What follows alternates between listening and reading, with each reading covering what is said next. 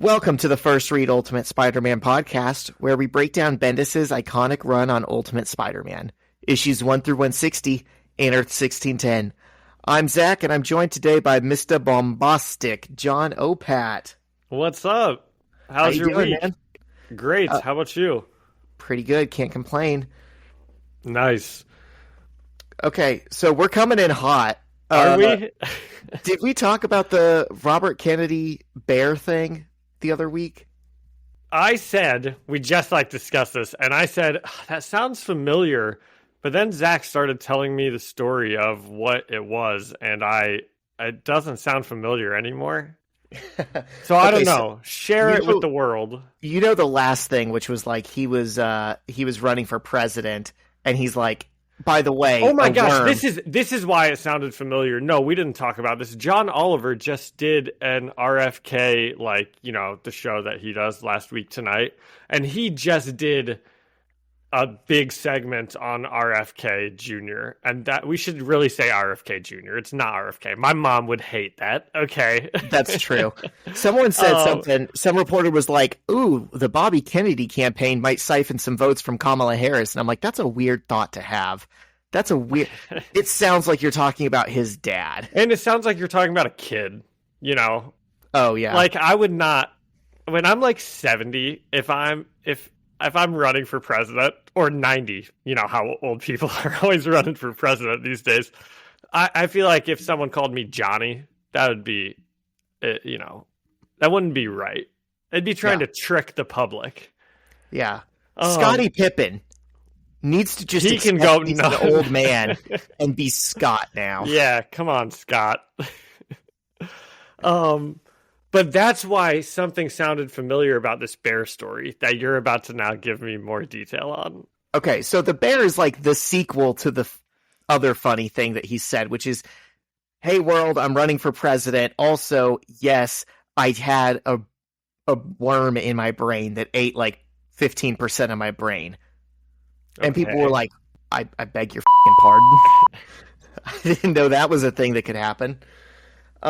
So... Then the latest scandal was he was like, okay, there's a New York Times article that's going to come out. I want to get ahead of it. Let me just address this and clear the air. About 10 years ago, I was falconing upstate New York with some friends, and we saw someone hit a bear cub on the side of the road. And it was dead, and I decided to put it in my trunk so that I could eat it later. Wow. And then he goes to some restaurant in Brooklyn and has dinner with people, and he's like, they were all drinking, I wasn't drinking, but they were all drunk, and all these drunk people told me it would be funny because I was like, hey, there's a bear cub in the back of my car, but I can't actually take it home because I'm going to the airport after this. They were like, wouldn't it be funny? This sounds like the type of stories at camp that kids come up with when it's okay, you tell a piece of the story, now stop, and now you're taking over. And it's and none of this sounds even real. It doesn't sound real at all. Dude, rich people are not like us. That's the truth. So he's got this dead bear cub in the back of his car. His car's going to be parked at the airport for who knows how long. He realized he probably can't eat it after it's decomposed in his trunk. Probably so he's like, not. How about this? Let's go to Central Park, sneak in because it's after hours.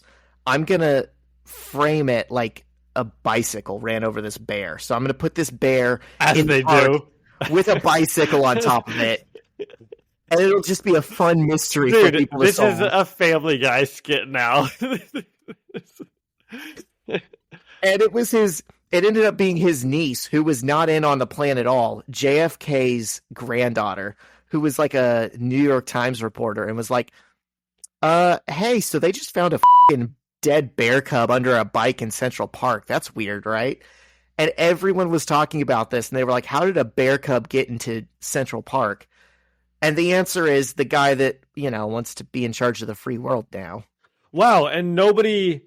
I think one of the funniest parts about that is that nobody knew it was him. He just outwardly shared this entire story. Well, apparently Like a couple people knew. Some publication had been told that this was him. I'm guessing someone at the dinner that night went to the press, and it was going to come out. He was like trying to get ahead of this article that was going to come out. But here's the thing.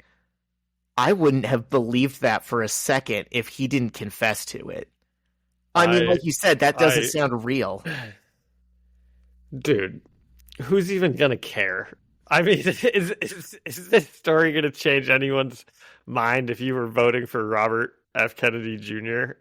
Well, I wasn't going to vote for him before, but now I am. Me too. He's an honest guy. This shows integrity. He's coming forward. Charlie, it takes a lot of balls to steal money from me. That shows leadership. I'm from to management. Dude, it's funny. It's funny that you came in talking about how stupid the political just everything is, because it's kind of right before we hopped on, I saw something and it made me think of the word covfefe. Do you remember that? Yes, I still use that. And it was like, the president said covfefe, Zach. Can you believe it? He's not fit for office. He tweeted covfefe, and then all the Republicans were like, well, actually, covfefe in Old English terms means blah, blah, blah. So the president was being smart. He knew what he was doing. And it's like, dude, this is so stupid. Anyway. Yeah. Anyway. Yeah, me and Shyla are like, hey, you want to go to Starbucks and get some covfefe? Like, that's just a normal word for us now. That's awesome. Last thing about RFK. I saw a tweet, because obviously people were making fun of this. It's like, no one. Crickets. Absolutely no one. RFK Jr. You know, I once stole screws from a Challenger. Like, that's like what it sounds like. Yeah. He's just going to be behind everything from now on. You know, John Oliver's big thing was, the whole like reason for his segment was, he's like, this could really hurt a Kamala Harris win, like a third party. And the whole time I'm thinking of this, I'm like, nobody would vote for this guy over Kamala Harris. I think, if anything, isn't he going to pull like Trump voters? I think he does, because he's like anti-vax. Yeah, so this would be a good thing. I mean, for the Democrats, you would think. But John Oliver didn't think so, and he's a pretty smart guy. I think both parties are just scared shitless of third-party candidates. Bernie should run.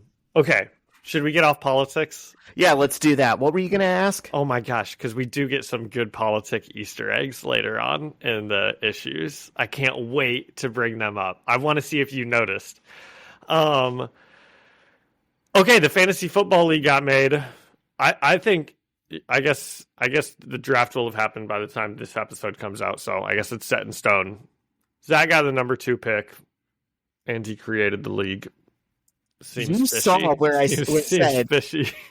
Commissioner randomized draft order. I know. I'm just joking. And then I got the 5th pick. You still never thumbs up. Dude. Where I asked, okay, does the time work? Okay. Sleeper is terrible. Sleeper is the best. ESPN is so much more user-friendly in trying to... Dude, there's a million tabs on Sleeper. It's like for sports betting and doing all this stuff. Like, just give me a fantasy football app that plays fantasy football. You love sports betting. I mean, there's just too much going on in the app, I think. But the one thing it does seem to be good at is keeping a running chat, because like my league I play in, we have to do Group Me. Like we're always on Group Me to text, not on the ESPN app. So I could see how that would be better. But I actually did miss that text that you sent. Gotcha. So sorry. But you got 6 responses out of 9 other people, so that's pretty good. That's better than the hit rate on most texts for our fantasy group chat. That is true. I have tentative high hopes for this league. A lot of times it's like you start a league and people draft and then you never hear from anyone again. Yeah. I would like it a lot if this was like an active league with an active chat. Yeah. Well, maybe we shouldn't spend too much time on this because it's only like 8 other people in our listener base that are in it. But But Zach got the second pick, and who are you going to take really quickly? Either CeeDee Lamb or Christian McCaffrey, whichever one's left. Yeah. And I got the fifth pick, which is a little harder. Yeah. But I'm hoping for CMC, but I won't be mad about Lamb either. This is such a bluff. Zach's bluffing you. If you're listening with the number one pick right now, he wants CeeDee, okay? He's trying to get you. I'm just kidding. I would take CMC. Even with the whatever small injury he has going on. You'd think he's still the best. Yeah. Okay. Coming in hot with anything else? Not me. How about you? Oh, gosh. You're not gonna I care. always have annoying things to complain about, but, Okay. we don't have to.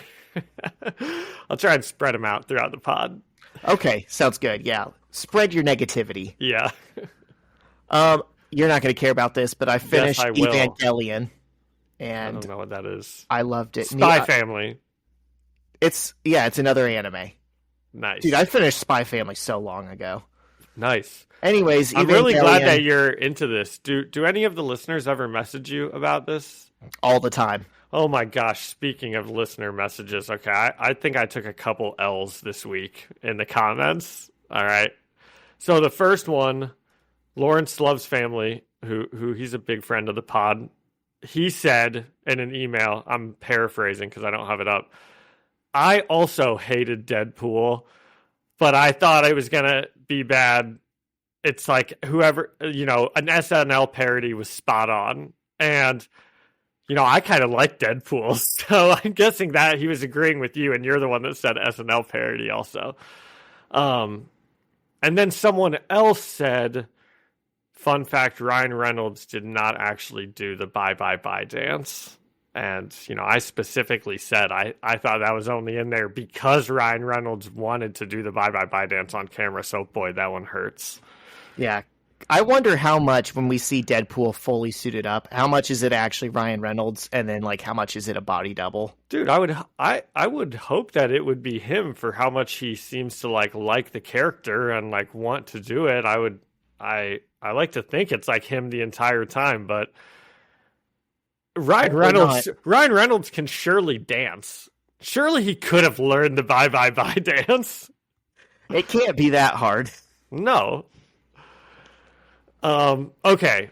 Now we can get into it. All right. Getting into some Spider-Man things. Well, kind of. All right. But first, a word from our sponsor, Deadpool and Wolverine, in theaters now. Every business says they're better.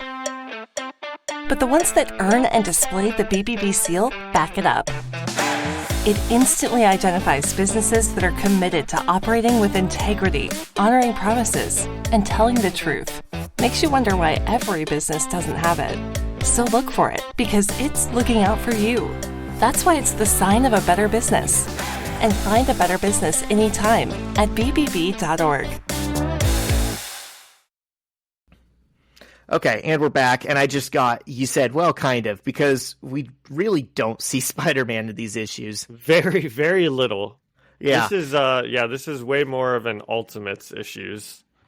I'm not going to lie, this is kind of the calm before the storm. We're going to go through these real fast, but then next week we're going to start Ultimatum, and you're going to, maybe some people will wish we were still back in the calm parts. So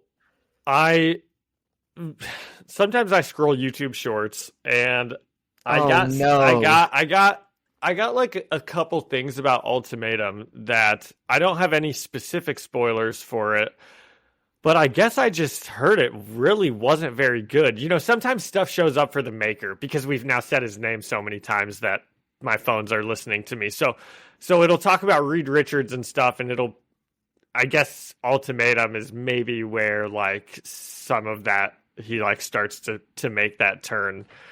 And I guess people just didn't like Ultimatum that much. That's what I've heard. You would be surprised. There are some Ultimatum stans out there who are like, this is the big swing comics should always be taking. Bravo, you landed the ship. This is amazing. Well, I'm hoping that's what I will think. Because I'm like, if you're going to bring all these heroes in, surely it'll at least be fun. Yeah. It's nothing if not divisive. Okay. But anyways, that's not the comics we're getting into today. Today we are getting into Ultimate Origins. And this was like a mini series that they released right before Ultimatum. And each issue is kind of different. It goes over different characters in Ultimate Marvel and gives us some backstory that maybe we were missing before. And so I've got... Oh no, hold on. Oh no. You're right. Okay. There is a little bit of there's some I see what you're saying. What's the word? I don't know. The numbering on these issues is kind of whack. I was about to say I've got issue 2 and I'm like, "Oh my god, did I read the wrong one?" No, it is issue 3. They just named it wrong. For some reason it's titled issue 2, but it's Magneto on the cover. Yep, so it's Magneto on the cover, and I can already see John asking if this is a Spider-Man podcast, why are we reading this issue? Because... Well, no, I figure we're getting into Ultimatum stuff. Yes. You know. The Charles and Eric relationship will become relevant in Ultimatum, so it makes sense. If there was an issue that came out right before then, we might want to look at it a little bit. So, this is Ultimate Origins issue 3, written by Brian Michael Bendis, art by Butch Guice, colored by Justin Ponzer, and lettered by Corey Petit. And the Fantastic Four are inspecting a stone obelisk with a single red eye. And they're in a SHIELD facility somewhere in Wyoming with Carol Danvers, and trying to figure out what this thing is. They're not sure if it's alive, and Sue asks how long it's been here. And Carol says she doesn't really know, but like probably since World War II-ish. But it just now activated. And Reed points out, hey, you know, if this has been here since World War II, it could be some kind of weapon or bomb. And Carol clears all the SHIELD personnel out of the facility for their safety. And she's interrupted with a phone call and is like, what is it? I'm busy. This better be good. And we get little glimpses into scenes. Do you think it's annoying for the characters around Reed Richards when he's just like stretching about everywhere every time he like says something, you know? He's always just like moving up and stretching around him while he's talking. Yeah, a little I'd be bit. like, dude, relax. Just like stand there. I wonder if it feels to me like it would sound like rubber stretching. I know it probably doesn't make a sound, but if it did, that would get annoying to me. Yeah. Okay, so she gets this phone call and she's like, what is it? I'm busy here. And we see all over the world, all of the major heroes and key players in the Ultimate Universe are being visited by these stones that look like the one they're observing. And we get a flashback to 27 years ago. And the Triskelion is being rebuilt, which we mentioned last issue. Like always. Yeah.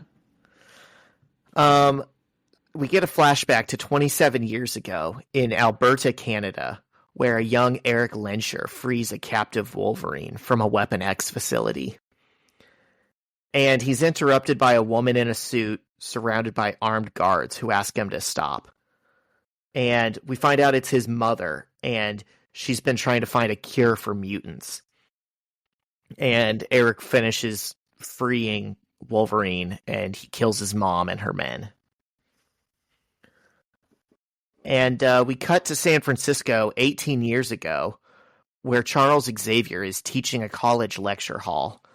And Eric walks in and stands in the back and thinks, are you reading your students' minds? That's unethical. Though I guess it does take the edge off of dating them. What you think about this? I thought you might have thoughts. Well, I mean, I did think it was obviously kind of an interesting line. It's interesting to introduce us to Charles Xavier and then immediately have someone mention him dating his students. Yeah, once again, the Ultimate Universe is just full of pervs. And it's like, oh yeah, this is the perfect man to not only found a school, but found a school out of his home. Where he's like, oh yes, children, just come and sleep here and I'll be in the next room over reading your thoughts. Like, it makes him seem like a much much more sinister character than he's normally portrayed as. Yeah, weird. Yep. Especially because he's reading them all like a love story, you know? Yeah, he's like reading like poetry to these kids, which also kind of grinds my gears because if Charles Xavier was a college professor, there's no way he would be a professor of English. It'd have to be some kind of like evolutionary biology, right? Yeah. Or maybe, I don't know, maybe like philosophy. You could, Yeah. like psychology. He'd probably be pretty good at that. Yeah. So Charles keeps teaching like nothing's happening, but at the same time, he's starting a telepathic conversation with Eric, asking him who he is. And it's a cool little thing that they do where his telepathic words are printed over top of his regular speech bubbles. So we can't even read what he's saying. And we get the sense that he's kind of teaching on autopilot. He's not thinking about it either. Yeah. He's like just reading all this poetry while they're having the conversation. Yeah. I thought that was a kind of cool touch. Mm-hmm. And for some reason, Charles can only read the thoughts that Eric broadcasts to him. So, like, if Eric is thinking of something that he wants to say to Charles, Charles can hear it. But if it's like a private thought, he can't invade his mind and read those. And this is new to Charles. He's like, how are you doing that? And Eric says, I don't know. I didn't realize I was. And the class ends and the two men start walking and talking. And Eric says he read Charles's book, and Charles says, thanks, that makes one person. And John, you might disagree with me here, but I think there's a slight air of flirtation between the two of them. I think they're kind of excited to have like met someone else like them, and they're kind of I think they're feeling each other out in a way that's like, oh, you know, this could be straight, but also it could be romantic. I didn't think that at all. Okay. Until you just said that. Maybe I'm just trained to always see Charles and Eric interactions as like, I'm just waiting for the writer to input some subtext there because so many of them do. But this felt like one of those times. They're just constantly smiling and like congratulating each other and talking about how this, you know, it's so cool that they met. And well, they can do that without them necessarily like, you know, they can just be friends also. They can, like, but it's each other. This is a very particular vibe between these two characters. So, okay. I didn't think you'd see it that way, but X-Men fans are like, this is a dog whistle to us. When we see Eric and Charles being a little bit nice to each other, it's like, oh, they're flirting. Okay, so they start talking about Eric's power because now Charles is like intrigued. He's like, oh, so what's your mutant ability? And he demonstrates it by imploding some metal trash cans and turning them into little shiny balls. And they just keep talking about their powers and how Charles can only hear Eric's thoughts. And that's pretty cool. And that's neat. And shouldn't they look into that more? And hey, how cool is it that we're both mutants? They just kind of keep going over that same beat a lot. And Eric tells Charles that he loved the part in his book where he talks about creating a place where mutants can live and train and thrive. And he wants to make that happen. And Charles kind of sarcastically asks, well, do you have $1 billion? And Eric says no, but he has something better. 2 years later, the two of them are in the Savage Land together. And I said, I really like this panel. It's beautiful. There's like mountains and waterfalls and dinosaurs and shit. I want to go there. And Eric takes Charles to a cave and says, come meet your students. And it's full of mutants who Eric calls the Brotherhood. And this kind of, I don't know if you realize, but this kind of goes back to something they said the last time we saw the two of them interact. Maybe it was in Ultimate X-Men or maybe it was in that Spider-Man issue where they popped up. They were like, oh, Charles, all those years ago in the Savage Land, you blah, blah, blah, blah, blah. And you were like, wait, when were they there together? Oh, what'd he say? Do you remember? I more don't remember, exact? but I just remember that they talked about being in the Savage Land together. Okay. Um, and Charles starts wondering out loud if this place is too far away from the rest of the world. And Eric's like, yeah, that's kind of the point. We're building a new society. And Charles is like, yeah, I know. And I know that that's like what I wrote about, but now that I see it, it feels kind of weird. And he's doing the like Charles Xavier thing where he's like, you know what we should really do is teach humans to understand us and, you know, tolerate us and love and live together and all this stuff. And, you know, maybe being separate is bad. And Eric just kind of brushes him off and tells him, Charles, have I ever told you when my powers manifested, I moved silverware? I was like 13 years old and my father got drunk and tried to kill me. And he tells the story and he's like, apparently Eric's father tried to shoot him, but the bullet turned around and killed him instead. And Eric didn't know he was controlling it. He didn't mean to.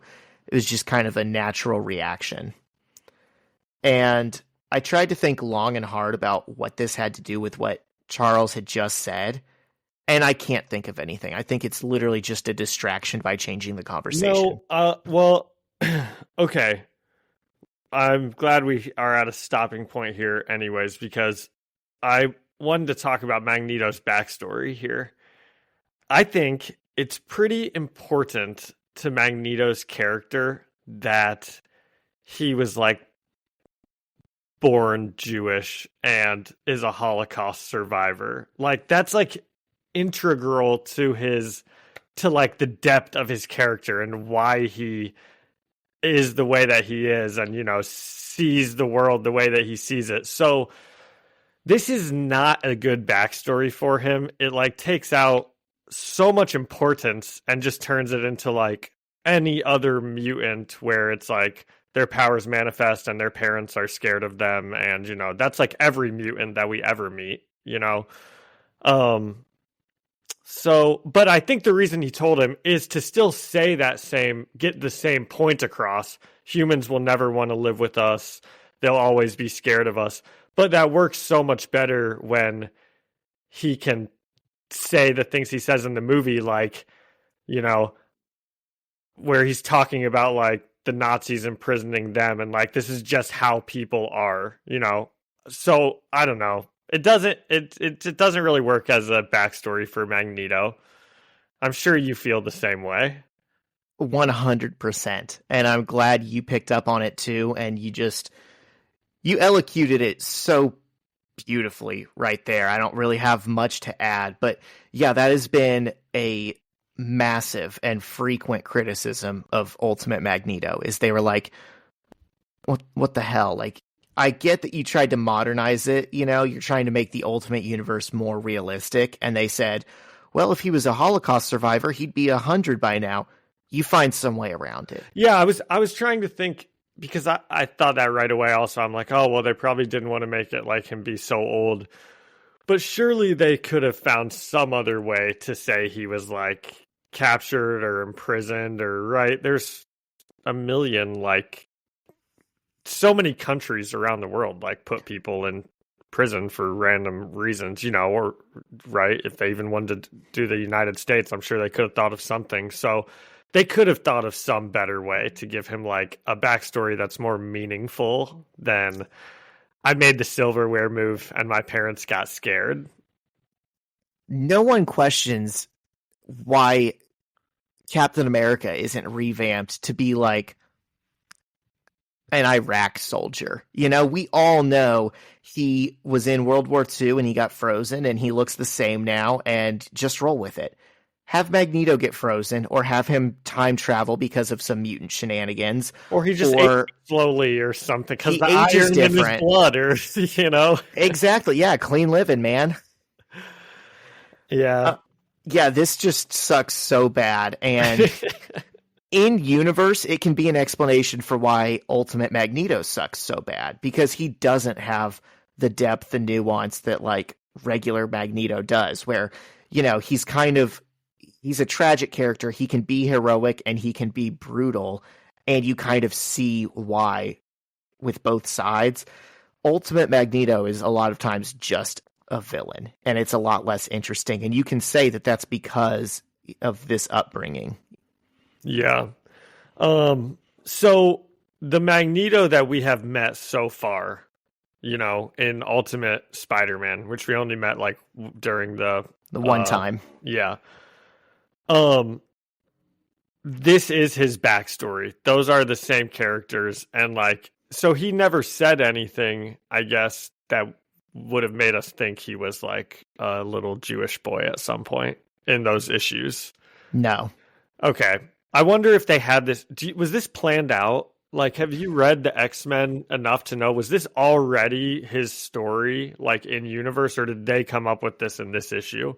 I think it was, and they just this issue was to flesh out the relationship between him and Charles before and him some and stuff Logan happens.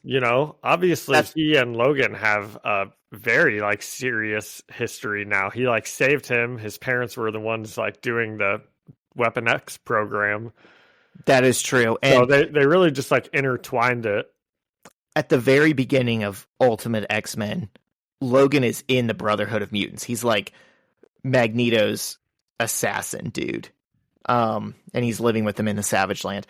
I've read some Ultimate X-Men, but man, it's so hard for me to keep up with because I just hate it. They just took my favorite franchise and changed everything that works about it. So I have not read that much, but I think this was always intended to be a new and revamped Magneto. Okay. Okay, so he tells Eric that we're back to when he was telling about his dad trying to kill him. He says that's when he found out what his parents did for a living, which is work for Weapon X, and he freed Wolverine. And he asks Charles to imagine his dream school in his head, and Magneto will build it right there out of metal. And John, I don't know about you, but this just reminded me so much of Extreme Makeover Home Edition. Yeah. Talking to the mom of this family is a teacher, so we're going to build her house to be a school. What does your dream school look like? Just describe it and we'll go wild. Okay, so this is the page where we get some pretty big political stuff going on, Zach. Did you notice it? I don't think I did. Magneto hands Charles a book, and it's the book that Charles wrote, and it's an all-red book called On Mutants, and it is exactly like the book that Karl Marx wrote called Das Kapital, which is called On Economics, and it's a fully read book, So I think that there's, Charles Xavier is kind of like the Karl Marx type of person in this universe. Once and for all, the writers have told us Charles Xavier, comrade. Dude, if only. And that's not us saying that. Oh, but yeah, he's sleeping with his students in this universe. No! Damn it! They f***ed us again. I don't think... I mean, that is funny. I think the book is a reference. But there will never be an adaptation of Charles Xavier where he isn't the most neo-lib person in a room. Well, if anything, it's almost like they're almost saying, this is actually Eric that has the book, and he's this book is everything. But Charles wrote it. But Charles is the one that's I don't know, I didn't really mean it like that. So it's actually Eric that is the comrade, if you think about it. I don't want to get into the whole MLK Malcolm X thing because it's stupid and reductive and played out, and it's just... That's not what they're supposed to represent. But if Charles Xavier represents anyone, in my mind, he's like the Morning Joe of the Marvel Universe. What is that? Just the most neo-lib guy you can think of. Well, I was gonna... If you said, Magneto's the Malcolm X and Xavier's like the MLK, I was gonna say how MLK was also pretty we water down his radical positions so that we can weaponize him. I love and it. Well make said. up make up what he supposedly stood for. Yes, exactly. So And like also- Malcolm X in today's Fox News, oh, we're getting so political, is like neo-lib, right? But Malcolm X at the time was Martin Luther King Jr. is now like, that is like neo-lib, like, but at the time he was pretty radical, and which is good. And also the other problem with that, I mean, there's many problems with that comparison, but another one is we're inherently saying, oh, Martin Luther King was the good guy and Malcolm X was the violent bad guy. And it's like, no, that is so, like, that's just like such an easy and hateful way to like tear down everything Malcolm X stood for and like reduce him to be something that he wasn't. Yeah. And like you said, it's like insulting to Martin Luther King Jr.'s memory also to be like, he was one of the good black ones. That's how, if you want freedom and rights, then you just got to like be nice. And he would never want to fight anything or destroy property. And that's just not true. That's the problem inherent with a book that is metaphorically about minorities, but then always gets written by white guys trying to talk about how minorities should be. And they're like, well, we really like the peaceful ones that just politely ask to be treated well. And it's like, okay, you don't have any stake in this fight, so maybe like, sit down or... Well, I don't... Okay, so now just whatever. getting back on X-Men, so, I mean, that makes it sound like you, like... Do you like not like how Charles Xavier is like ever portrayed or anything? I guess you aren't the biggest fan of him, but is that what a lot of X-Men comics, is that the point of them? Is like, this is how marginalized groups should act. They shouldn't act like this. Well, that's the conversation taking place, right? You can definitely look at, especially like the early Stan Lee stuff, as like unquestionably the X-Men are the good guys. That's their goal. This is what they're about. And that's how people should be in real life, right? But there have been a lot of comics in recent years deconstructing Charles Xavier the person and deconstructing his philosophy. And I think at this point, the X books have kind of gotten a little more progressive and understand like, okay, there can be some value in direct action, maybe having a mutant homeland where they're safe and separate, and empowered can be a good thing. There's like more of a nuanced conversation going on there. Yeah. Okay. But they make it very easy to see the flaws in Xavier and his worldview. I think the stuff that I've watched of X-Men and read, which is not nearly as much as you have, obviously, but I kind of think there's always a pretty good point to be made that like Magneto is in the right in most of the things, or at least he is not just like a comic book villain, where he just wants to do evil for the sake of doing evil. He makes some valid points, but at the end of the day, they always have to kick his ass. Yeah, and he always has to like go like one step too far at the end, where it's like, oh, now we're killing innocent people, well, we can't do that, obviously. Like, yeah, that's the movie and TV stance. I think the comics are a little bit kinder to Magneto sometimes. I think they don't just inherently make him the bad guy to be the bad guy. There are some really good comics where they kind of explore, okay, all things being equal, which philosophy is better, or is like a hybrid between the two of them necessary, or is there another way? Yeah, they're really good. Just go read X-Men, you guys. I actually like really enjoyed both of these issues that we did today, even with the lack of Spider-Man, and I don't know. I'm interested in what you have to say about him, but I always like just getting good backstory on people. Well, I'm glad to hear that. All right, so we're almost done. They just did the Extreme Makeover Home Edition.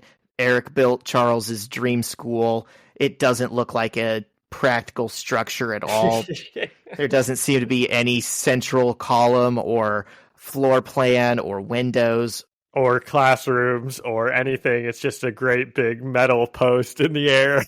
It looks like, modern art. It looks like a statue coming out of a waterfall. But whatever, that's his dream school, I guess. And we see in the bushes one of those stone things is watching them. And the issue ends. Interesting. Have you ever seen these stone things before? Or is this the first time they've showed up? This is the first time. I mean, I didn't read the other issues of Ultimate Origins, so they probably showed up there. Okay. But as far as we know, these are like new items. Yeah. Okay, so what'd you think?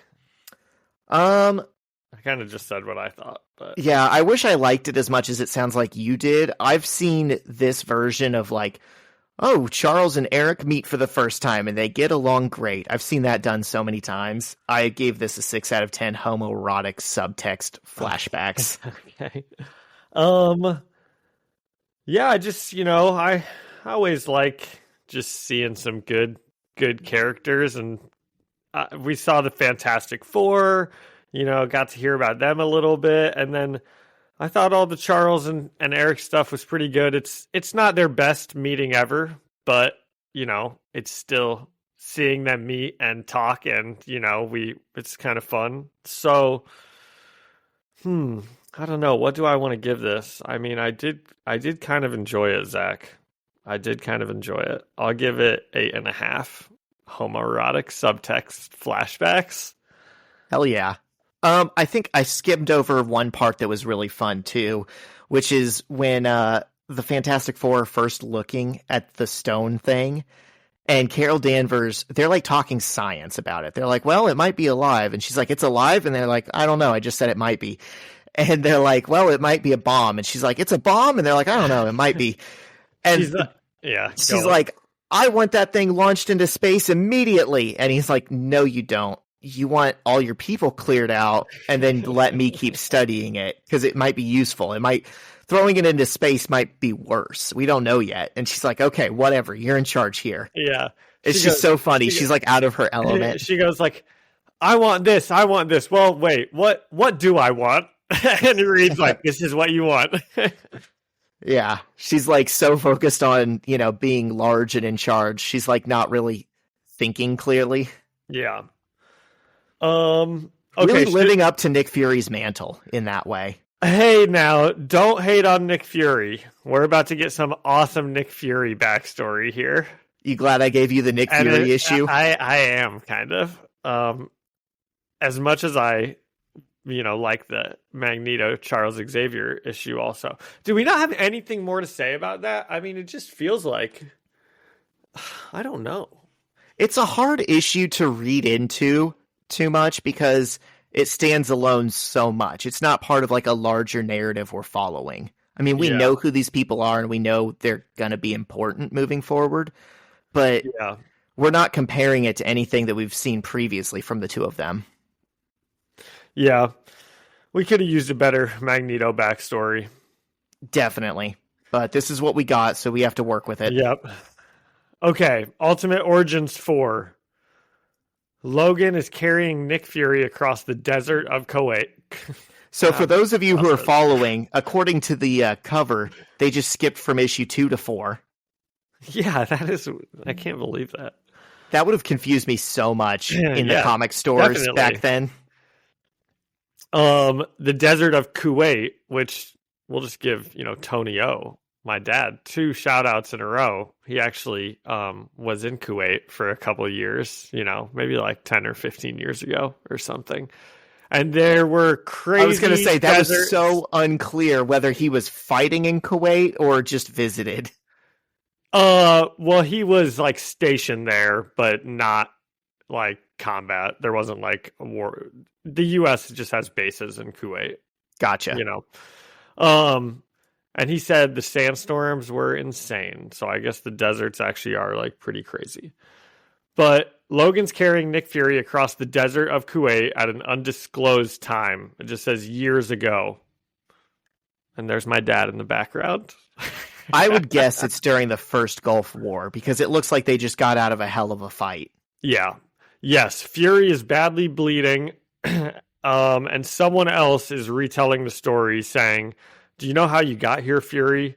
Weapon X carried you, brought you to us. It's true, a filthy mutant killing machine saved you. And they are kind of doing something interesting here, Zach. Maybe on purpose, maybe on accident. But it seems like they're making Logan like the center of a lot of these people's origin stories. Well, he's an easy one to do that with, right? Because he can be so old. You can say he fought with Captain America and he was there when Yeah, it just makes Magneto the was a world kid so much and- smaller. You know? It does. Yeah. There's another thing later that makes the world smaller that I don't like in this issue that we'll get Okay. to. So But that happens in real quick. That does happen in the regular Marvel universe too. You like every single character has some like old backstory history with Wolverine. Oh, really? Yeah. Okay. And Wolverine is part of like multiple teams simultaneously. It's like an inside joke that Wolverine can be everywhere at once. Okay. Because if you put Wolverine on a cover, it's going to sell. Huh. So we see in the hospital, it's Thaddeus Ross talking to Fury, and Fury's eyes bandaged up. And he talks to Fury about his war history, saying that he's a war hero, but up until 5 years ago, Nick Fury didn't exist. But then, after doing some digging, Ross was able to find out that Nick Fury fought in World War II. And yesterday, he came in holding his guts, and now today he's fully healed apart from his eye. So, I think the implication here is that Nick Fury is a super soldier, and we just didn't know about it. That sure shines a light on all the other times that he was just useless when people could have used his help. Well, but I specifically remember saying whenever we'd see like the Ultimates and like Nick Fury's like fighting with the team with a gun, I remember being like, why the hell's Nick Fury fighting? He's like the one in charge giving orders. Like he can't do anything in a fight with all these like superheroes. But But true. he can. You would expect him to be like in a command center or something. Yeah. So Ross asks him about a project back in World War II called Project Rebirth, where black men who had been arrested were experimented on, and says only one man ever got away. And Ross asks, were you about to say something? That sounds a lot like what was the I know, I can't think of what it's called. really either. famous Yeah. case where they took black men in the military and It, gave like, them starts with a syphilis T. I know that. on purpose. Let's look it up really quickly. Was it like Tuskegee? Yes, it was. It was the Tuskegee Airmen. And that was like the group of people that yep. They gave them syphilis on purpose because they were black and they didn't. And they were doing a study on untreated syphilis. Yeah. It was, oh my it was God, dude. That reminds pretty me of unethical. something. That reminds me of something. Listen to this. Listen to this rabbit hole. Webheads, listen to this. Okay. I fell down a rabbit hole on none other than Saint Mother Teresa. Do you know who that is, Zach? Yeah, sure. Okay. Yeah, when we were growing up, she was like the most like famous good person ever. And She like started a bunch of orphanages, right? yes. And in all of this reading, apparently I know this is going to shock people, but apparently she like wasn't maybe that good of a person. And the reason that this just made me think of it is because untreated syphilis was that thing. And she like ran a bunch of hospitals, but her like Catholic something, what she really believed was like pain and suffering is like vital to like get into heaven, and like the people who suffer the most in life will like be rewarded the most, right? So all of these hospitals that she ran, they would like not treat people. They'd withhold treatment and like not mend broken bones and not do this or that because that was like the goal, you know? So it's just like pretty terrible. And of course, right, she's also like insanely rich. I was just kind of reading some stuff that like at the time of her death, she was like by far the Vatican's biggest like bank holder was like the account for for her like businesses, and they just never took any money out. So even though they had the resources to like do good hospitals, it was just. So anyway, you know, as a great practicing Catholic, I don't know if my faith feels shaken. I'm just joking about that. I'm totally just joking about that. But that is pretty crazy. I mean, who knows how much is true, right? Like there's like two sides to everything. But yeah, oof, man. The dead can't defend themselves. And yeah. When you look deep enough, you can unearth stuff about like any famous figure that's supposed to be really good. I, in college, had to read like the like antithesis to Gandhi. They were like, well, here's this paper that says maybe Gandhi wasn't that great of a dude. And it was like, he used to like to sleep naked with young girls just to like be able to say he didn't do anything. Yeah. It was just like a feather in his cap of like how moral he was. And it's like, you know what's more moral? Not sleeping naked with young girls.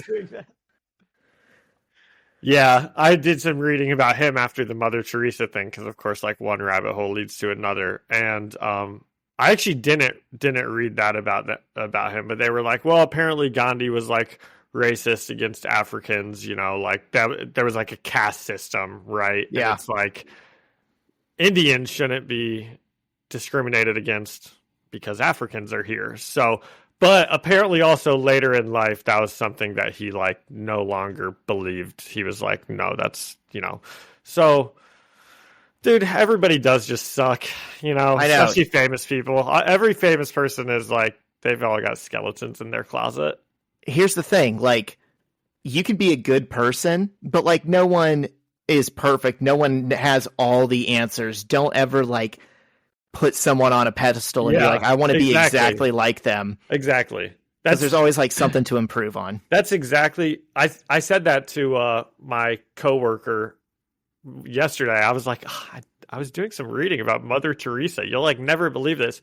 And she was like, and she is actually like a practicing Catholic. You know, most of the people who work in the school care about their faith more than I do. And she was like, gosh, I have never been tested as much in my faith as like I have this year with like blah, blah, blah, blah, blah. And I'm like, well, it has nothing to do with the Catholic faith. Like Mother Teresa being, you know, bad has nothing to do with that. It's just like, you just can't put people on a pedestal. Exactly what you said, you know? Anyway, This isn't a religion podcast yet. I mean, let's see. We'll wait for the feedback. If this ends up being our most listened to episode, I guarantee you next week we're talking about like, I don't know, we'll 95 theses. We'll go saint by saint and cancel them all. Yo, what up, chat? Today we're ranking the popes. Oh my God, dude. There's probably tons of bad stuff in that history. Anyways, what about Nick Fury? Okay. So Nick Fury, Ross says only one person ever got out of this like Project Rebirth like experiments that they were doing. And Ross asks Fury why he came back and why he was running around the desert and why he used his real name, because if he called himself Chuck Furystein, they never would have found him. And Fury says, it's the name my mama gave me. And that's not really important to the story, but I just really liked it, so I included it. So Fury says after they experimented on him, he blamed everyone for what happened. He's like, I blamed the government, I blamed the president, Captain America, the France, the Germans, I blamed everyone. But then he realized it was all his fault. He's the one that did something to get himself arrested and then experimented on. So after he escaped, he decided he was going to do it all over again, re-enlist and do better than he did before. And then Ross tells him that the president wants to talk to him, and the president says the next war will be a genetic war. And Fury says the president's right, and it will be against mutants. Hey, we've heard that exact phrase before. The next war will be a genetic one. That was said years and years and years ago in Ultimate Spider-Man. I think by Fury. It was said by Fury, and I think it's been said a couple times, actually. I don't know. That sounds really familiar. It'd be really cool if the Ultimate Universe lasted long enough for this to like come to fruition. I mean, maybe it kind of does. I don't know. Doesn't it? Isn't that what we're about I feel to like see? that's the big... I just thought about that, and I guess it kind of is, but I don't know. Man, they talk it up so much. If you hint something that hard, I don't know. Maybe that is about Ultimatum. So what do we think of Nick Fury's backstory here? I don't get it. I mean, I know we just said Magneto can be from the Holocaust. That, find a way to make it make sense. I don't think they found a way to make him being around in World War II make sense. I still need to know how we got from point A to point B. And if it was worth doing for Nick Fury, why the hell couldn't they do the same thing for Magneto? Yeah. Yeah, this stuff, I don't know. I guess it makes sense. Nick Fury's a super soldier. Like, that's fine. It's a comic book, right? So it's fine. It's just like you said. They could have done it for Magneto too. It pisses me off that they didn't, but they did it for this where it was less necessary. I wish that they gave him something better than like, after I got out, I just wanted to be better. So I joined the army again to like move up the ranks. He has Stockholm syndrome so bad. I'm not sure I like that.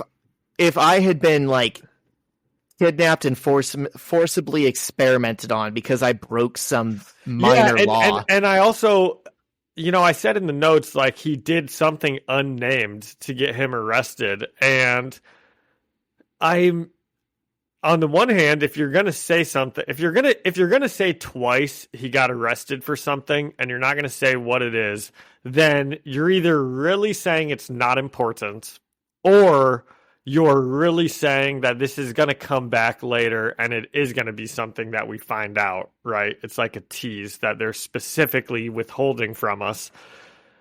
And I think that's what it should be. If you're going to mention something twice, you might as well just say what it was. Say what he got arrested for if it's nothing important, And I don't think that we're going to find out. It feels like they're not going to tell us what he got in trouble for. Well, here's the catch-22.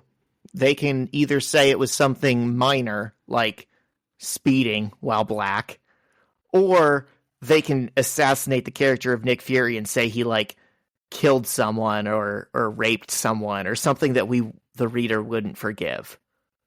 So either it's a statement on the country failed him by way overreacting to, like, a minor crime, which I think should be the read on it. But then that doesn't make sense why he wants to serve his country. I would want to burn it down after that. Or it just makes him an unusable character. Well, and he even specifically says, it's my fault I got arrested. So that makes it sound like it is something that he did, right? I feel like there's a sweet spot where it's like he robbed a store or something where it's like, okay, that's bad. Because he needed money for his family. Well... Yeah, I don't know. It's hard to square the circle where both he is forgivable and the state is worth fighting for. Yeah. So Ross tells Fury that he should be the new Captain America. And Fury says there's only one Captain America and he died in the war before Ross says maybe back then a black man couldn't be Captain America, but before Fury interrupts him saying, it ain't about that. I ain't him. And gosh, this kind of feels like, I know they've been doing this new Captain America movie for like 10 years at this point, but this is isn't this what the MCU is going through? Like ever since Endgame, they're like kind of telling the story too. And they even specifically included Isaiah Bradley, who was kind of the role of Nick Fury in this issue, right? He's like experimented on, got Captain America powers, blah, blah, blah. Definitely. Yeah, they have been trying to make that stick for the longest time, and it sucks that because movie will like come out eventually. They're like, oh, people just aren't accepting Anthony Mackie as the new Captain America because he's black. What a shame. And it's like, no, they're not accepting him as the new Captain America because you haven't done anything with him. Yeah. Give him some bad guys to fight. use the man for something other than Falcon and Winter Soldier, which was dog crap.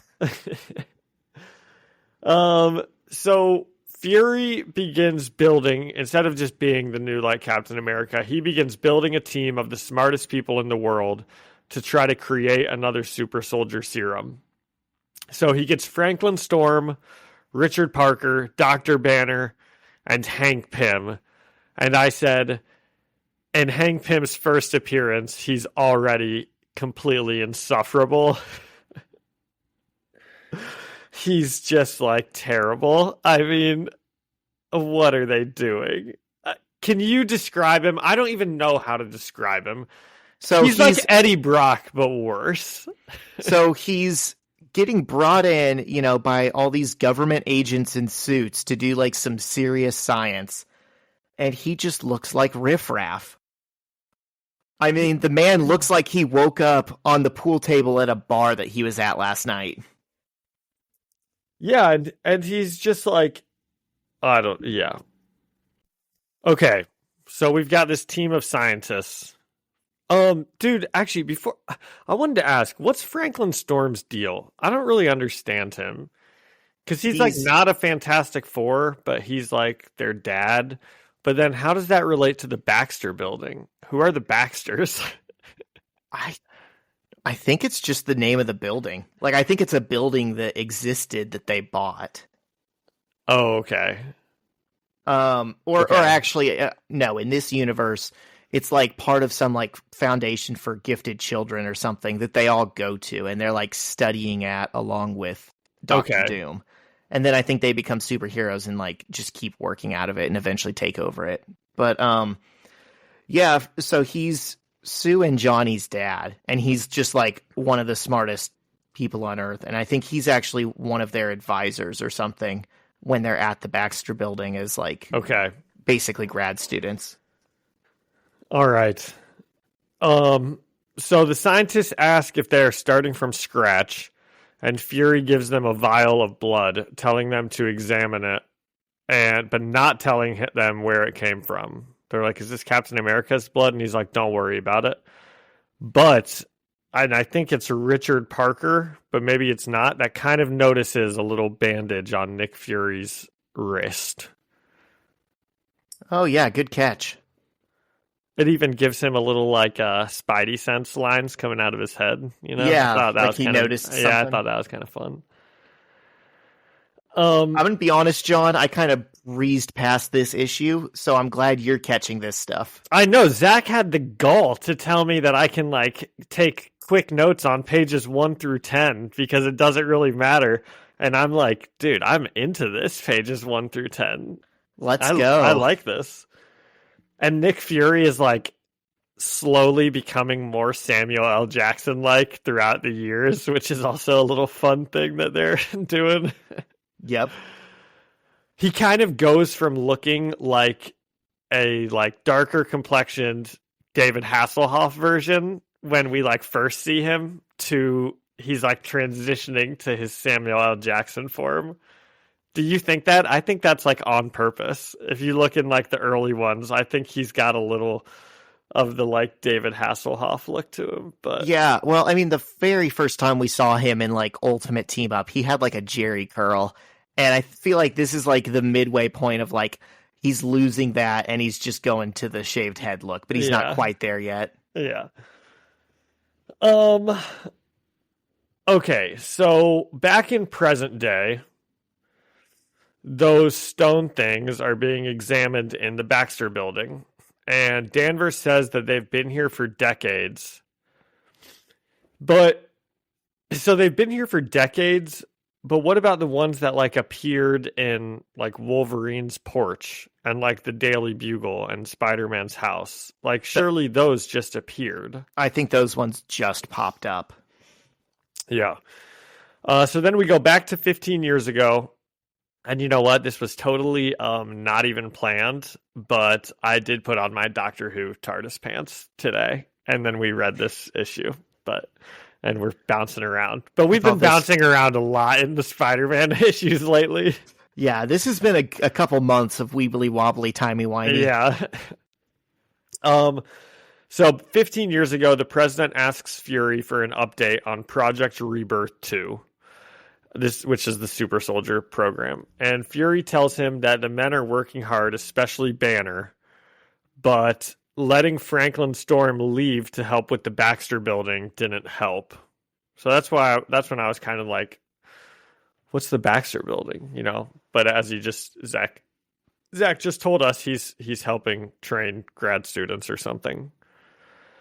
So we can see, while this conversation's happening between Fury and the president, we see a bunch of panels that are kind of like showing the calendar days kind of turning with like X's on them to show that they failed. And we see like negative results, and Pym and Banner are fighting. And we see that Richard Parker had a baby, you know, with Mary Parker. And then we see a little bit of a note that says Bruce. And we just see a snippet of it, but it looks like it says, Bruce, check your numbers. I thought Pym was the idiot about, and that's all we see. And what is the context of this note? I cannot formulate who's writing this note. Does that mean they're writing to Bruce and they're calling Bruce the idiot? They're being like, Bruce, check your numbers. I thought Pym was the idiot, not you. That's almost what that seems like. Yeah, and there's a broken pencil sitting on it. Like, they got so mad they wrote the note and then snapped the damn pencil. And so we can see Bruce is having a hard time from these panels. I think they all are. I think the whole project is just flailing. Yep. Except Richard Parker seems okay. He's like, got a baby. I think they're showing him, he's not really stressing about this too much, you know, which you shouldn't ever do, listeners. It's just work. Okay. Don't let it affect your mental. And in the lab, Banner thinks he's cracked the code. He's like, I've done it. And Parker says, no, you haven't. You just want to have cracked the code. And he's like, print off the results. I'll read them at home. You know, I'm out of here. And he goes to leave. And as he's kind of walking out of the building, Pym and Banner are talking. And Pym says, if you think you have it, test it on me. And Banner's like, no way. Let's test it on me instead. And, oh my gosh, I think we all know what's about to happen here. Wow. So as Richard is getting into the car, he got picked up from work. Mary Parker and little baby Peter came and picked him up from work. And as he's getting picked up, Pym and Banner are injecting Banner with the serum. And then all of a sudden, we see Banner's eyes go green, and the Parkers hear a big explosion from outside the building.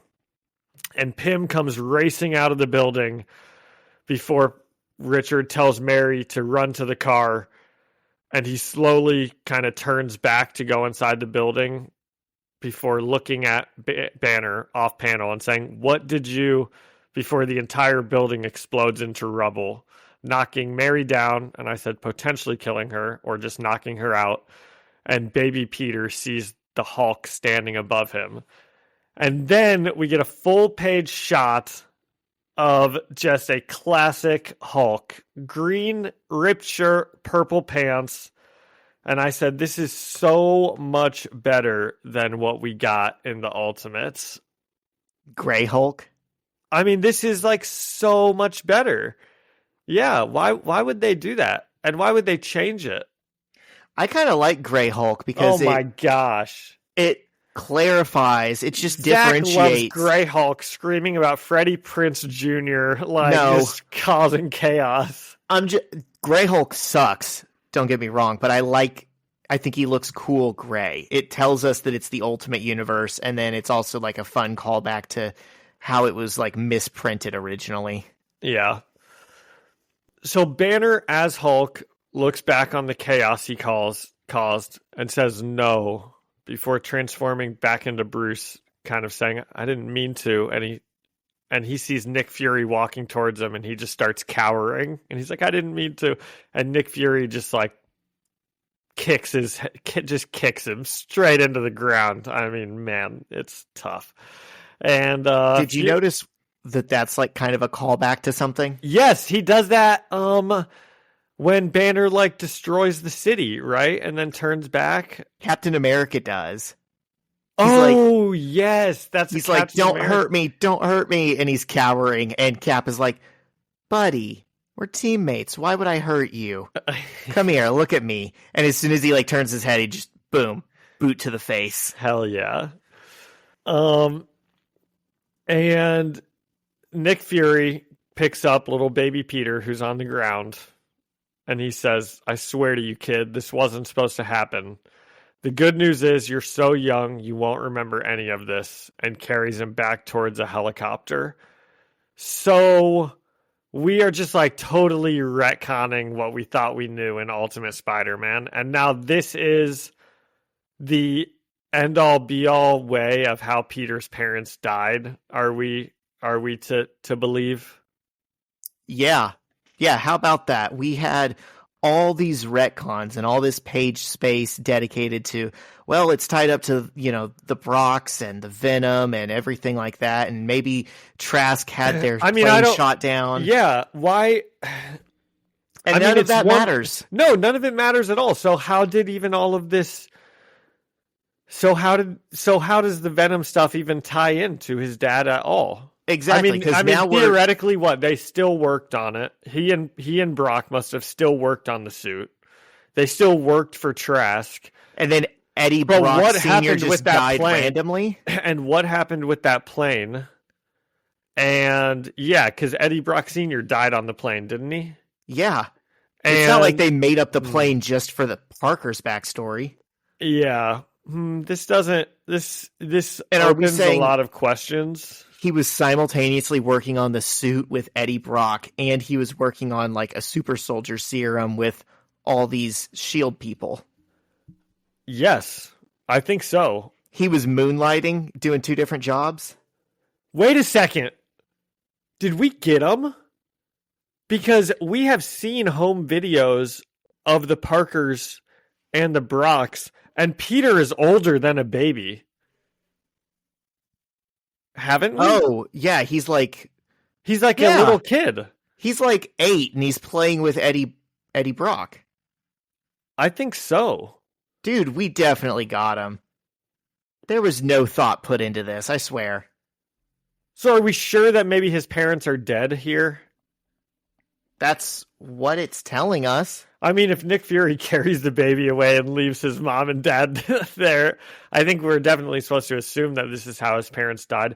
I'm going to have to look at that home video. Are we sure maybe that's not just Aunt May and Uncle Ben that are in the home video? I think it's all of them. No, it's Peter playing with Eddie. Because Peter and Eddie remember each other. But are the parents there? Okay. Yeah, we definitely got him. This is just not how it went down. And I also just don't like the implication that, like, Peter Parker specifically has been in Nick Fury's hands when he was a baby, and like he's looked up at the Hulk. And it's too serendipitous. It's just too much happening to him before he's really connected to that side of the universe. Is this what you were talking about, where you're like, they make the world smaller? Yes, I don't like it. Yeah, I don't really either. And also I would be very mad at Nick Fury if I were Peter and he knew all of this, and dude, he should be. And he's still, this also just doesn't vibe with how Nick Fury has acted the entire Ultimate Spider-Man, because I think he wouldn't, I mean, it would make sense why he's like keeping his eye on Peter if he knew all about this, but I don't think he would like see him as such a villain and a threat all the time. I don't know. Why would they go to lengths to like make a cover-up story? I mean, I guess they don't want people knowing about the Hulk or something, but wouldn't Aunt May and Uncle Ben get some kind of like government consolidation, like some kind of pay, like, hey, sorry, we accidentally, orphaned this kid that you're watching. Here's like $1 million. Don't sue us. Yeah. Has Peter met the Hulk? Because that's like another just full on. That was like one of the first team ups he did. Was him fighting the Hulk. And the Hulk killed his parents. Apparently. And knew them. And knew them, yes. And then that also makes the Hulk so much more sinister when they like bring him into the Ultimates. They're like, this might work. He's a smart scientist. Bro, you know he's been killing your own people for 15 years now. Yeah. Not great. But it's still interesting. This is technically canon now. We don't have to like it, but we have to respect it. I mean, is it though? Because we've seen videos of different things happening, and this is just theoretically like a memory or something. So what's really canon? Dude, I mean, we've seen so... Mary and Richard Parker alive when Peter is 8 years old. So unless they say that there was like more Clone Saga shenanigans, I mean, I think we can truthfully believe whatever we want to. Whatever issue we're reading, we can believe whatever we want to. You know, in this run, this is canon, right? But once we get back into Ultimate Spider-Man, I think canon is they died on the plane doing the Venom symbiote suit. It's just so weird to me that this was also written by Bendis.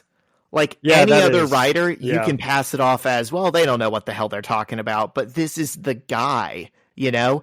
God knows he's thought long and hard enough about like the Parker parents and how they died. Like he's written about it in like 6 different arcs. Yeah. It's just strange.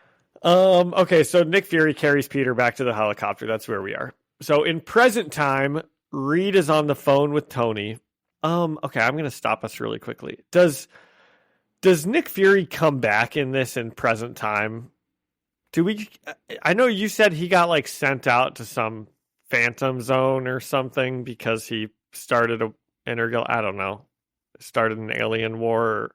Yeah, is he coming back? I don't want to tell you. I don't want to get your hopes up or break your heart. Dash them. Yeah. Okay.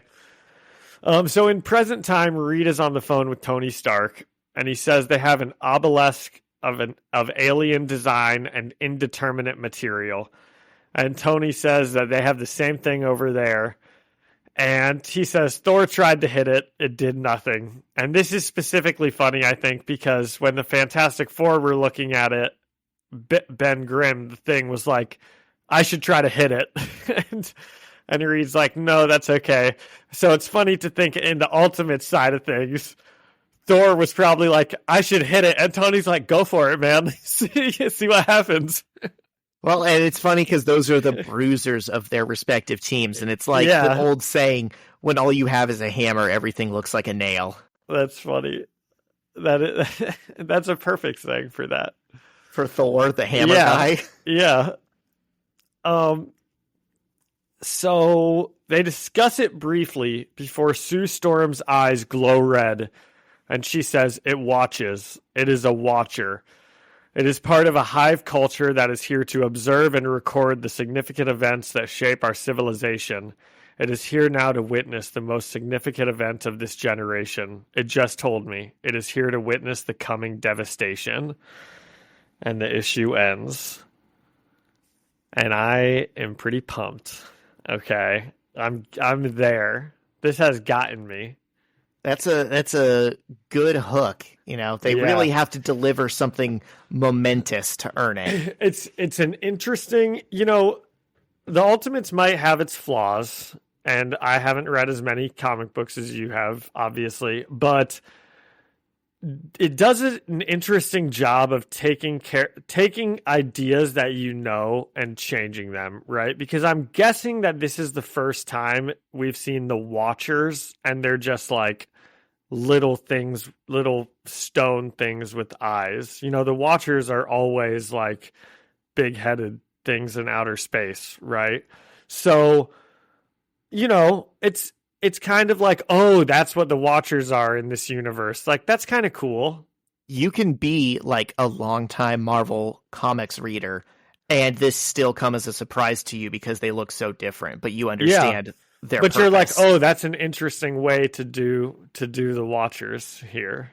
Yeah. You know, sometimes it's stuff like that where it doesn't really matter, and then sometimes that kind of mindset gets you to Galactus in the Fantastic Four movie being a big cloud, you know? Yeah. Sometimes it fails tremendously. Yeah. Pretty interesting.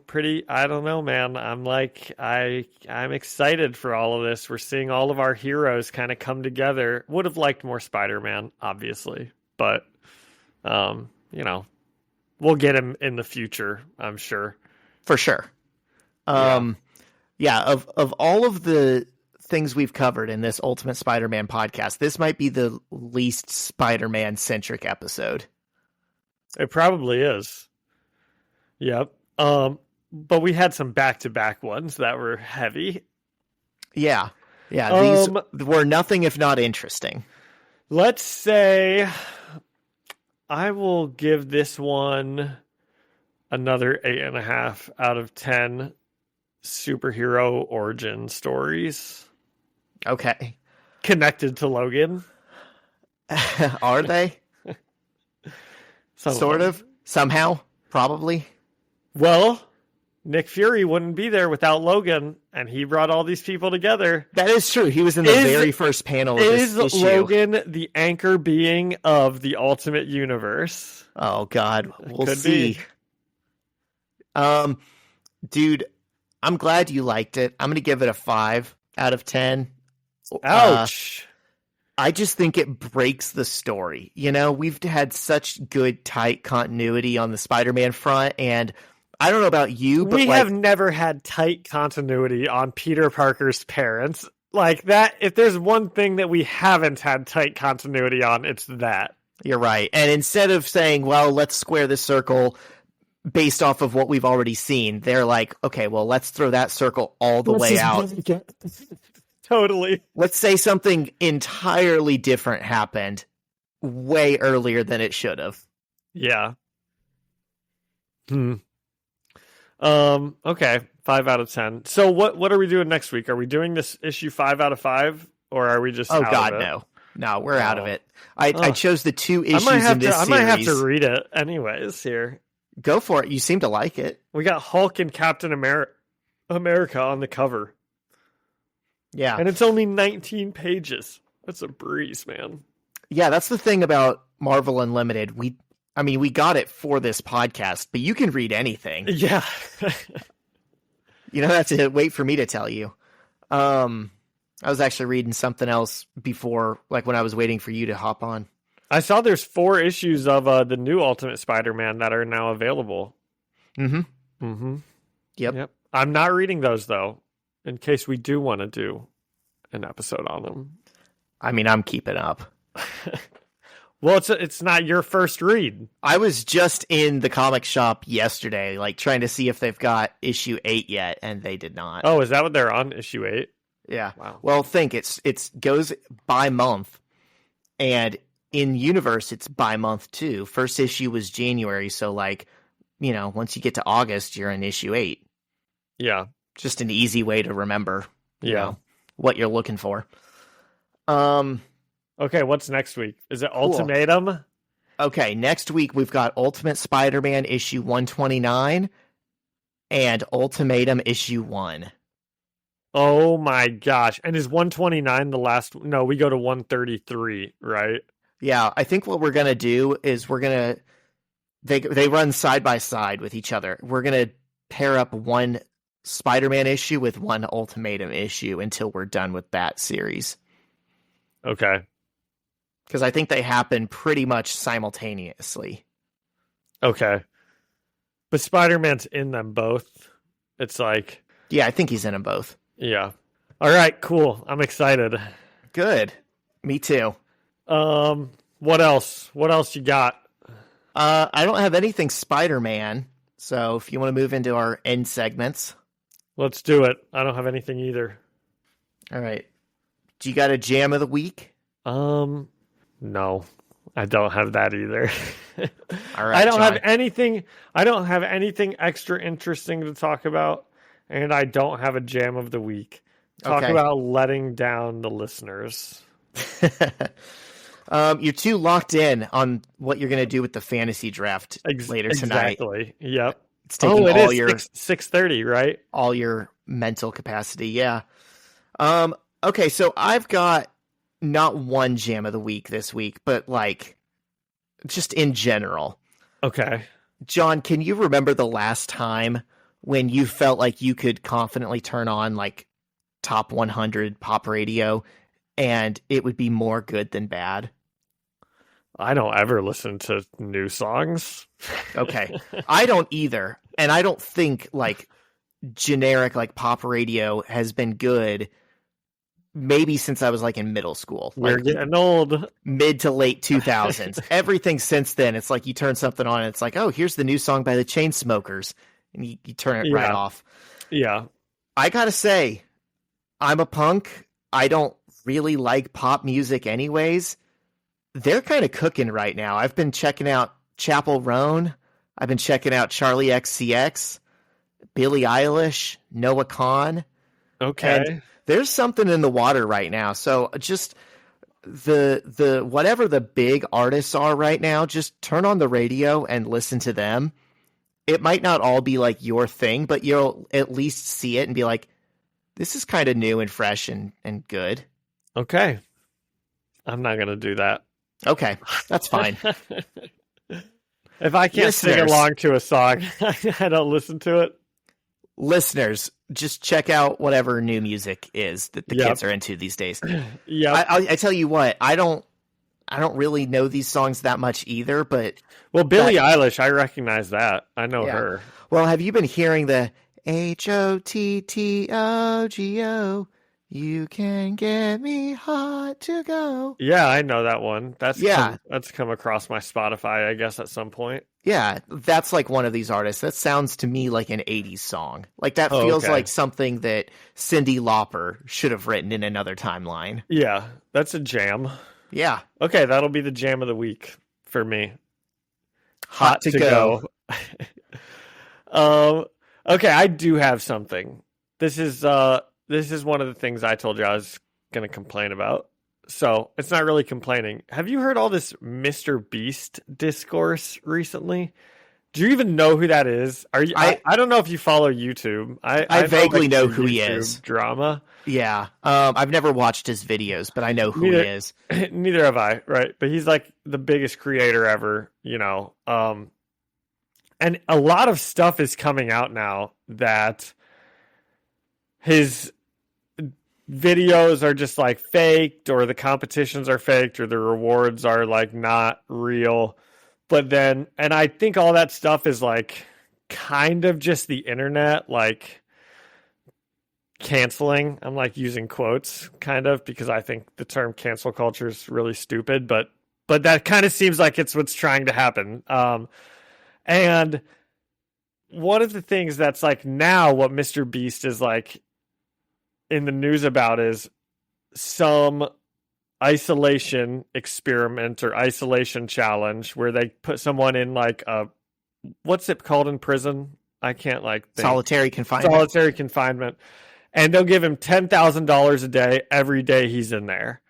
And he stayed in there for 10 days. He got $100,000. And now it's been, I don't know, months or maybe a year. I have no idea, right? And he's like, it was just awful. I was like being tortured. The lights stayed on all the time. There was like an ice cream machine in there and it like had a horrible smell, or it was being really loud. The shower was cold. And dude, tell me what you think of this seriously, because I'm like having a hard time not being like, it's a job. You did a job. Like, yeah.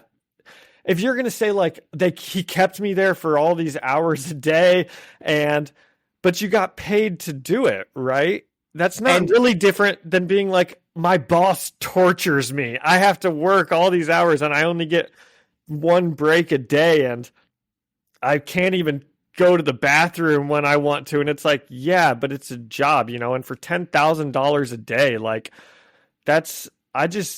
And now we're gonna like cancel Mr. Beast, who once again I don't care. Cancel Mr. Beast, it doesn't matter to me. But that just seems like that's like peak the internet, like not understanding how the world works at all. Yeah. You know, am I wrong here? Put me in my place if I need to be. Well, okay. So first of all, I feel like I need to say this disclaimer before I say what I'm about to say. capitalism sucks, and no one should have to do like stupid, painful, uncomfortable challenges just to, get ahead in life or live or whatever. 100%. But also, if you agree to that challenge and you have the freedom to walk out the door at any second, and you're making the conscious choice, no, I can handle a little bit more for another $10,000, then like that was on you. It's not like Mr. Beast locked him in there and said, okay, you signed up initially, so now you can never change your mind. Like every second that this guy stayed in that room, he was deciding the money is worth it. And when he left, the money was not worth it anymore. And it's like, you got to be able to live with that choice that you made. Yeah. You were making it consistently the whole time you were in there. Yeah. I guess what I'm trying to say is if Mr. Beast has any other challenges for $10,000 a day, I would love to take part in that. And I won't make a video about how you tortured me afterwards. John, that reminds me, when I was in college, there was this thing that went viral where they were like, Six Flags of St. Louis is doing a challenge where people have to spend 48 hours in a coffin. And it was like, they would give you $100 and a season pass, right? And you could get out a couple of times to like stretch and go to the bathroom and get a snack. But like, it's 15 minutes and then you're right back in the coffin. Yeah. Okay. And I signed up. That is a way worse deal than a solitary confinement room for $10,000 a day. It's a terrible deal. I signed up, and I don't even live anywhere near St. Louis. I was 2 states away. I was a college student. I just thought it would be funny to do it. And I would probably have never used the season passes, and I would have gotten $100 for 48 hours of my life for what actually probably was psychological torture. Probably that'd be very hard. Just hit a coffin. But at 20 years old, that just sounded funny to do. Like I would have done it for free. Yeah. I practically would have if they had chosen me. Like that would have $100 would have covered gas out there. $100 is like nothing. You basically would have been doing that for free. Yes.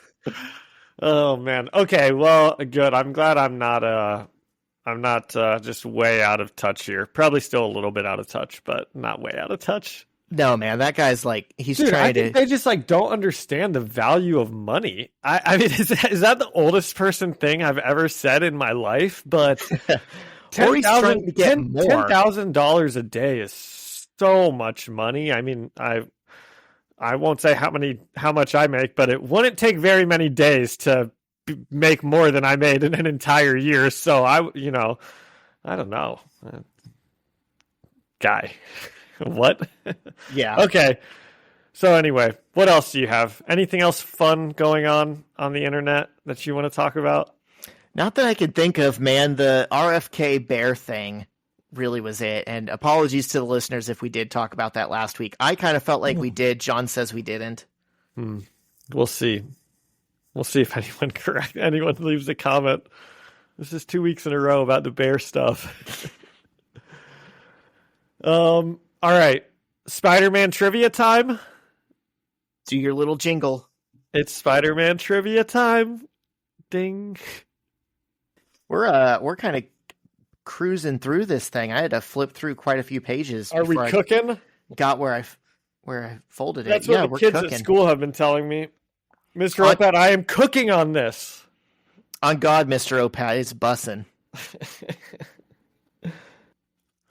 Which is the longest running Spider-Man cartoon series? Are there options? I'll give you a hint. It says Spider-Man in the title. Well, does the question say which, or does the question say what? Because if the question says which, then they should be giving options. If it says what, then they would be asking. Oh my God. I'm just saying. Spidey and his amazing friends. No, that's not. You don't have to make up options. I was just confirming that the question does say which. It says which, but they don't give you options. The question says which is the. Read it again. Which is the longest running Spider-Man cartoon series? That's really bad grammatically. I'm just saying. Okay. I think I just have to go with like the animated Spider-Man, whatever that like the classic one that they're now like bringing back. The Would one that we're be all it? thinking of. Yeah, exactly. Are they bringing it back? I think that they are. Yeah. Are they doing an X-Men 97 to it? That would be cool. Yes, they are. Yep. Well, I'm about it, and that's the right answer. Yes. Ooh, you should know this one. Which heroes were featured in NBC's Spider-Man and Did they His give me Amazing... options? They don't give the options, but you know it. All right, John, what heroes were featured in NBC's Spider-Man and His Amazing Friends? Spider-Man and His Amazing Friends. We just did that. That's Bobby Flay.